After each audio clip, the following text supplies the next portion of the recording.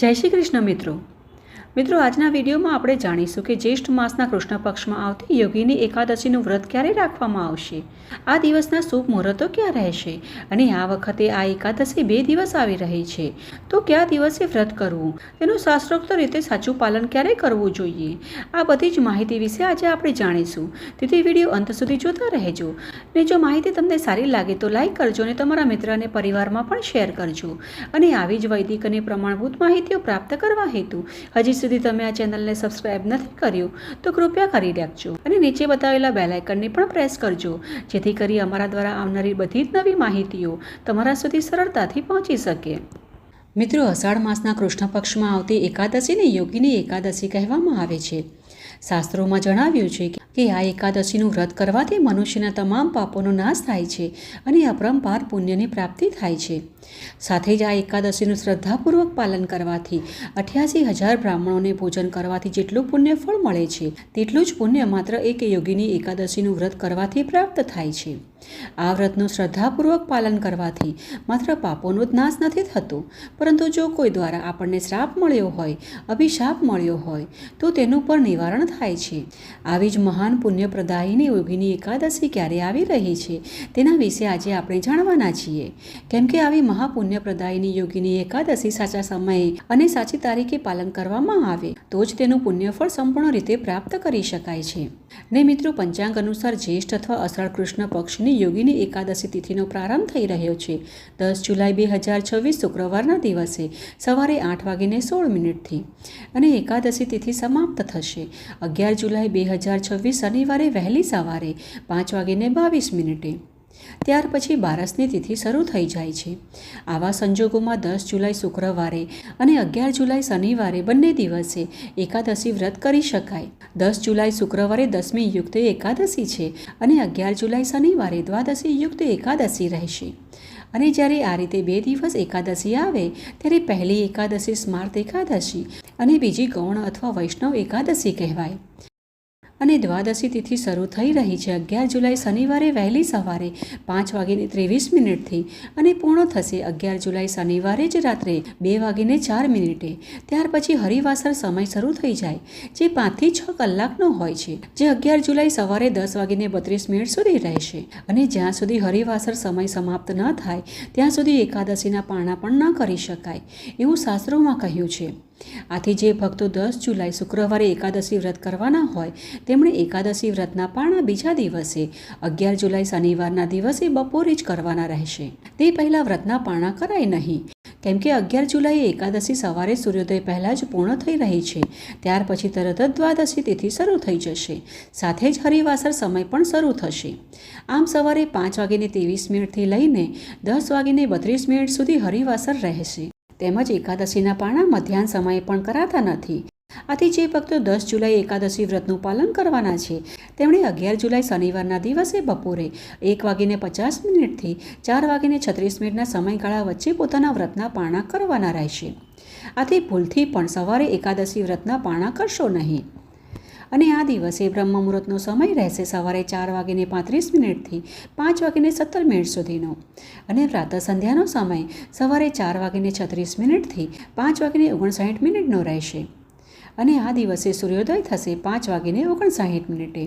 તેમજ સૂર્યાસ્તનો સમય છે સાંજે 7:26 અને આ દિવસે અમૃતકાલનો સમય સવારે 8:47 થી 10:16 સુધીનો રહેશે। ત્યાર પછી અભિજીત મુહૂર્તનો સમય બપોરે 12:16 થી 1:10 સુધી રહેશે।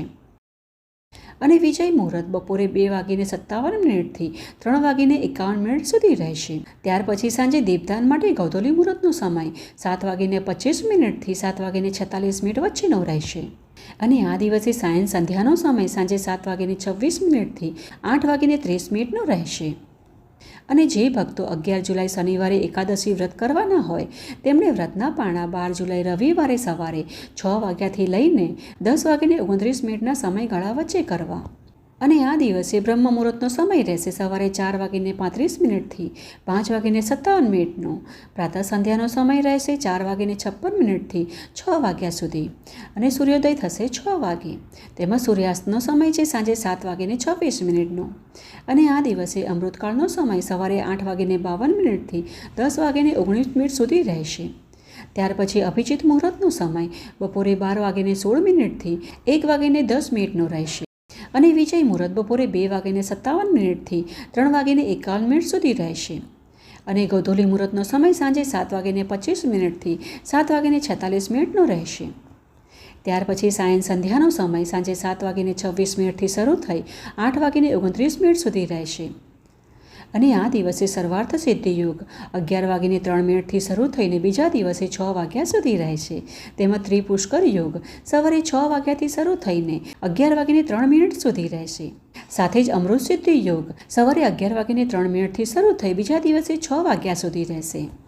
હવે જુઓ મિત્રો, આ 2 દિવસ આવતી એકાદશીમાંથી કયા દિવસે એકાદશીનું વ્રત રાખવું શુભ રહેશે તેના વિશે જો શાસ્ત્રોક્ત રીતે જોઈએ તો જુઓ, 10 જુલાઈ શુક્રવારે સવારે 8:16 એકાદશી શરૂ થઈ રહી છે અને તેનું સમાપન 11 જુલાઈ શનિવારે સવારે 5:22 થશે. આથી આ વખતે એકાદશી તિથિ 10 જુલાઈ શુક્રવારે સૂર્યોદય પછી શરૂ થાય છે અને 11 જુલાઈ શનિવારે સૂર્યોદય પહેલાં જ પૂર્ણ થઈ રહી છે. ત્યારબાદ દ્વાદશી તિથિ શરૂ થાય છે, જે 11 જુલાઈ સવારે 5:23 શરૂ થઈને 11 જુલાઈ શનિવારે મધ્યરાત્રિએ 2:04 પૂર્ણ થશે. ત્યારબાદ ત્રયોદશી તિથિ શરૂ થઈ જશે. આમ એક પણ દિવસે સૂર્યોદય સમયે એકાદશી તિથિ વિદ્યમાન નથી. 10 જુલાઈએ દસમી યુક્ત એકાદશી છે અને 11 જુલાઈએ દ્વાદશી યુક્ત એકાદશી છે. આથી જો શાસ્ત્રોક્ત રીતે જોઈએ તો જે દિવસે દસમી યુક્ત એકાદશી હોય તેનો ત્યાગ કરી બીજા દિવસે દ્વાદશી યુક્ત એકાદશીનું પાલન કરવું વધુ ફળદાયી ગણાય. સ્કંદ પુરાણમાં વર્ણન મળે છે કે દસમીના દિવસે આવતી એકાદશીમાં રાક્ષસોનો વાસ હોય છે અને આ દિવસે ઉપવાસ કરવાથી નકારાત્મક પરિણામો મળે છે અને દ્વાદશીના દિવસે આવતી એકાદશીમાં ભગવાન હરિનો વાસ હોય છે. તેથી આ દિવસે ઉપવાસ કરવાથી ઈચ્છિત પરિણામો મળે છે. જે વ્યક્તિ દસમી વેદયુક્ત હરિદિવસ પર ઉપવાસ કરે છે તેને ક્યારેય ભગવાનનો ભક્ત જ ન ગણવો જોઈએ.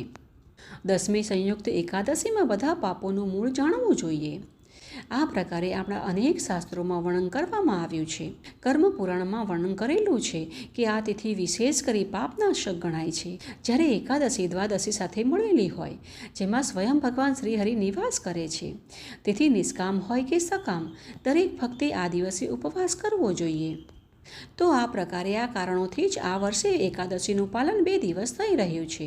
ને જ્યારે એકાદશી 2 દિવસ આવે ત્યારે સ્માર્ત ગૃહસ્થોએ પ્રથમ દિવસે અને વૈષ્ણવ ભક્તો, સંન્યાસીઓ, વિધવાઓ તથા મોક્ષની ઈચ્છા ધરાવતા સાધકોએ બીજા દિવસે વ્રત કરવું જોઈએ. આથી જો શાસ્ત્રોનું માનીએ તો મોક્ષની ઈચ્છા રાખનાર પ્રત્યેક મનુષ્યએ ભગવાન શ્રી હરિને પ્રસન્ન કરવા માટે 11 જુલાઈ શનિવારના દિવસે દ્વાદશી યુક્ત શુદ્ધ એકાદશી વ્રતનું પાલન કરવું જોઈએ અને એકાદશી વ્રતના પારણા અન્નયુક્ત ભોજન સાથે કરવા જોઈએ. એકાદશીના દિવસે સંપૂર્ણ ઉપવાસ રાખી અથવા તો દૂધ, ફળ અને ઉપવાસનું ભોજન જેમાં રાજગરો, સાબુદાણા વગેરે લઈને વ્રત કરવું અને બીજા દિવસે પારણા કરતી વખતે બ્રાહ્મણોને ભોજન કરાવી અથવા તો દાન દક્ષિણા આપ્યા પછી સાત્વિક અન્નયુક્ત ભોજન ગ્રહણ કરીને એકાદશી વ્રતના પારણા કરવા જોઈએ. હવે જે ભક્તો એકાદશી વ્રત અને પ્રદોષ વ્રત બંનેનું પાલન કરતા હોય તેવા ભક્તો જો આ વખતે 11 જુલાઈએ એકાદશીનું વ્રત કરવાના હોય તો તેમણે એકાદશીના પારણા અનાજનો એકમાત્ર દાણો એટલે કે ચોખાનો એક દાણો લઈને પણ પોતાના પારણા કરવા. ત્યાર પછી પ્રદોષ વ્રત રાખીને સંપૂર્ણ દિવસ ઉપવાસ કરવો અને પ્રદોષ સમયે ભગવાન શિવ અને માતા પાર્વતીની પૂજા કરવી, જેનાથી તમારું એકાદશી વ્રત અને પ્રદોષ વ્રત બંને શાસ્ત્રોક્ત રીતે જળવાઈ રહેશે. આમ કરવાથી ભગવાન શ્રી હરિ અને મહાદેવ બંને પ્રસન્ન રહે છે. તેમજ આમ કરવાથી એકાદશીના પારણા પણ થઈ જશે અને ત્યાર પછી પ્રદોષ વ્રત પણ કરી શકાશે, જેનાથી કોઈ પણ દોષ પણ લાગતો નથી. તો મિત્રો, આ હતી આજની અમારી આવનારી યોગીની એકાદશી વિશેની સંપૂર્ણ માહિતી, તિથિ, તારીખ, પૂજા મુહૂર્તો ને વ્રત વિધિ. ને અમને આશા છે કે આ માહિતી તમને ઉપયોગી થશે. જો તમને આ માહિતી થોડી પણ ઉપયોગી લાગે તો અમને કોમેન્ટ બોક્સમાં પણ જરૂર જણાવજો કે તમે કયા દિવસે એકાદશી વ્રત રાખવાના છો. ને ચાલો આવી જ વૈદિક શાસ્ત્રોક્ત પ્રમાણભૂત માહિતીઓ સાથે ફરી મળીએ. જય શ્રી કૃષ્ણ.